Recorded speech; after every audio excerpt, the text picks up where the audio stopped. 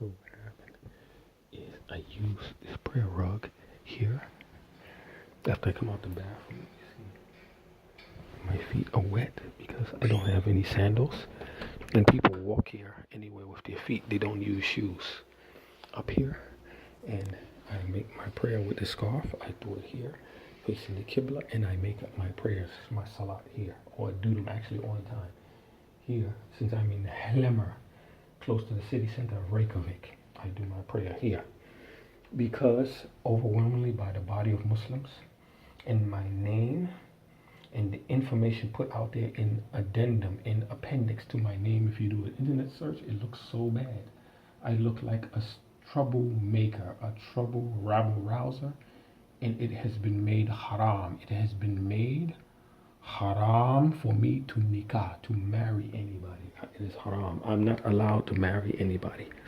What I'm talking about, Allahumma inni to become the Kupsi Wakabab. I just did my wudu here.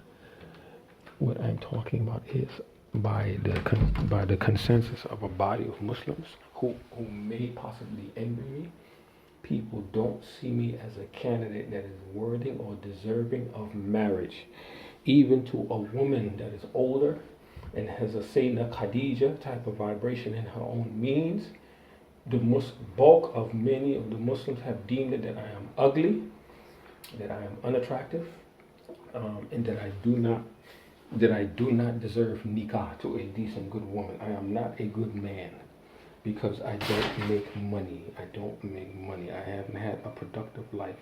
When you say there's something wrong with me, whatever, what it is, simply put, as a Deobandi Imam Tahir Anwar, who knew about me very well in San Jose. He's a Deobandi Sufi, and I don't attack him for that. The Imam who has good relations with the law enforcement and federal structure. They know a lot about me from their colleagues who are Sufis inside the intelligence and law enforcement structure. He said to me that you're really hurting inside, and I tried to help. To give you a car to live in, and that way you would settle yourself and just work any little job in the grocery store and show him, he didn't go that far. Work any little job and just survive.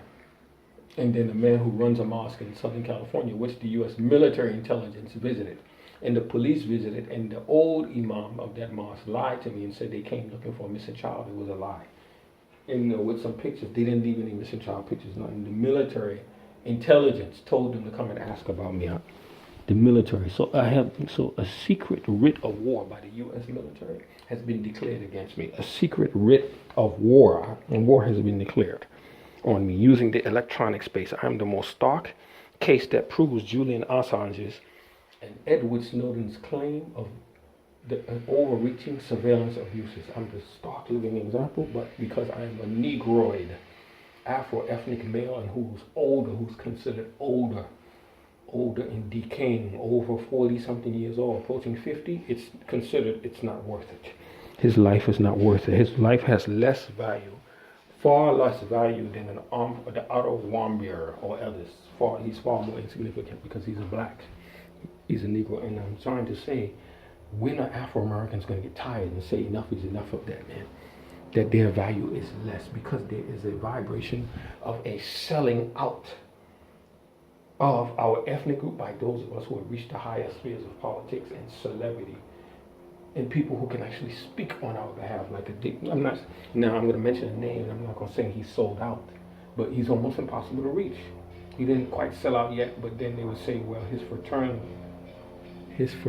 allegiance, maybe for sorority or fraternity, is a portion of masonry and selling out. Some people allege that, but I hope not. This is Dick Gregory. I met Mario Van Peebles' father.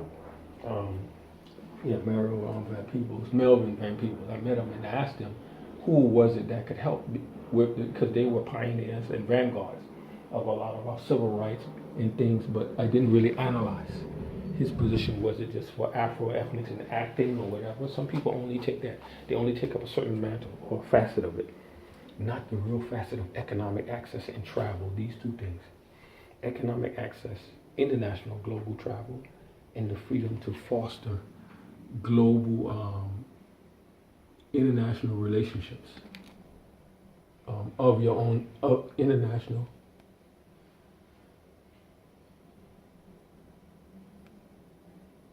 the ability to foster international relationships of your own free choosing.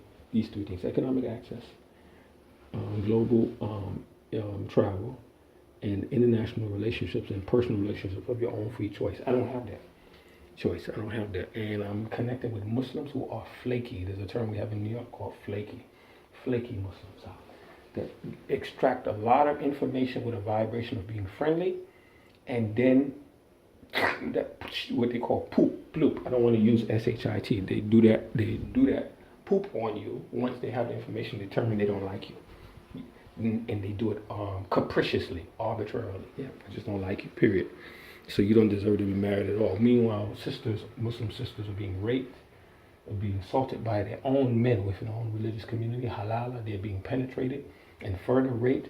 And with the halala thing, the men force the women to take the pill while he bangs away, and then the women pay him 5 and 10,000 British pounds. They pay him, and he gets to go up in these attractive women. He's going up, he's coming in these women now, sometimes making them pregnant.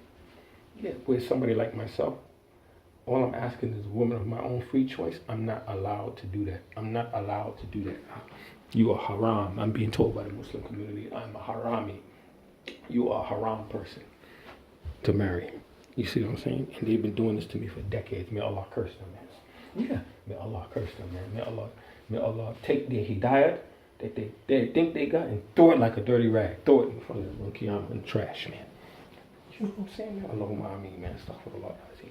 Or if they are repentant, I'll add this. If they are repentant and stop, may Allah forgive me if they stop. If they are repentant not, that later on they'll decide they'll change. Once they've destroyed me or have a satisfied result, then they'll change. No. If they stop, we realize that sincerely, not have a satisfied change. No. May Allah not accept it.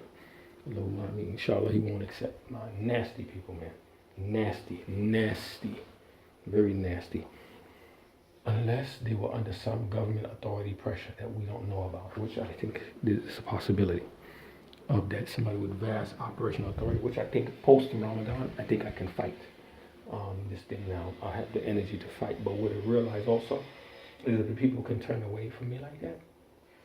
You don't want these people in your sphere to be a Muslim. They're not really Muslim. Nope. God knows, but they're not the type of Muslims that I want to be around, that I can't depend on them. Absolutely not, And then when I call a need in my hour, then I can't. And this is something coming deep from above. I feel that I have to say to the rest of the Ummah, I have to. It's deep, man. Do not be shy about this, because we've reached that point in the Ummah now. If you're not going to be reliable and to be there when I need your help, don't worry about counterterrorism and affiliated and funding with terrorism. I have nothing to do with terrorism. That's why I told you that Facebook thing, it keeps trying to force me to friend certain people who may be a part of the terrorism nexus, and I believe we can easily sue Facebook. Easily, man. And get millions of dollars out. Easy, man. Yeah, why you keep forcing me to friend this guy, man? I don't know this guy. I just call him a few times to try to get some financial help. So let me hurry up and do the salat. Bismillah.